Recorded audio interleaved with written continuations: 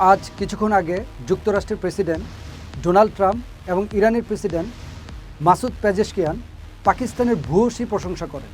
দুই প্রেসিডেন্ট একই সাথে পাকিস্তানের প্রশংসা বার্তায় যুদ্ধবন্ধের ইঙ্গিত পাওয়া যাচ্ছে। তাছাড়া যুক্তরাষ্ট্র ও ইরানের প্রেসিডেন্টের বক্তব্য স্পষ্ট ফুটে উঠেছে, হরমুজ বা পারমাণবিক সকল বিষয়ে তাদের মধ্যে একটা বোঝাপড়া হয়ে গেছে। যুক্তরাষ্ট্রের প্রেসিডেন্ট ডোনাল্ড ট্রাম্প কিছুক্ষণ আগে বলেছেন, যুক্তরাষ্ট্র ইরানের সঙ্গে চুক্তি করার খুবই কাছাকাছি অবস্থানে রয়েছে। তেহরান তাদের সমৃদ্ধ ইউরেনিয়াম হস্তান্তর সহ প্রায় সব কিছুতেই রাজি হয়েছে। তিনি আরও ঘোষণা দিয়েছেন, ইরানের সঙ্গে ঐতিহাসিক শান্তি চুক্তি স্বাক্ষরের জন্য তিনি সশরীরে পাকিস্তানে যেতে পারেন।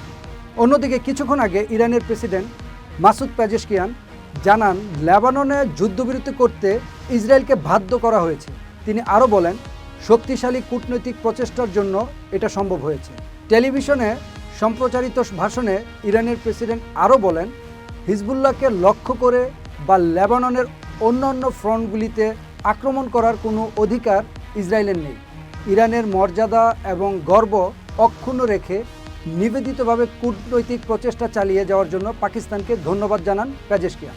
তিনি আরও বলেন, ইরান পরমাণু অস্ত্র চায় না, একই সঙ্গে এই অঞ্চলে অস্থিরতা বা সন্ত্রাসবাদও চায় না। তেহরান তার ভূখণ্ডের অখণ্ডতা মর্যাদার সঙ্গে এবং আইনি কাঠামোর ভেতর থেকে রক্ষা করে শান্তি চায়। ইরান তার নীতিমালা এবং অবস্থানের উপর দৃঢ় থাকবে, বিষয়টি অন্য পক্ষকে বুঝতে হবে। সর্বশেষ তিনি জানান, ইরানের সামরিক কমান্ডার, রাজনীতিবিদ, বিজ্ঞানী এবং ছাত্রদের হত্যার মাধ্যমে এই বৃহত্তর অঞ্চলকে বিশৃঙ্খলা এবং যুদ্ধে ঠেলে দেয় যুক্তরাষ্ট্র ও ইসরায়েল।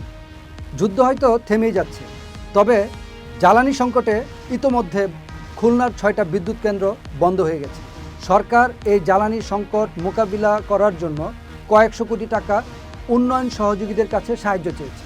বাংলাদেশের মতো দরিদ্র দেশের জন্য এটি অস্বাভাবিক কিছু না।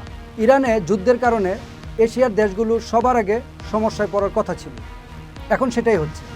এরপর ইউরোপেও এর প্রভাব পড়বে এবং সর্বশেষ পুরো পৃথিবীতেই এর প্রভাব পড়বে।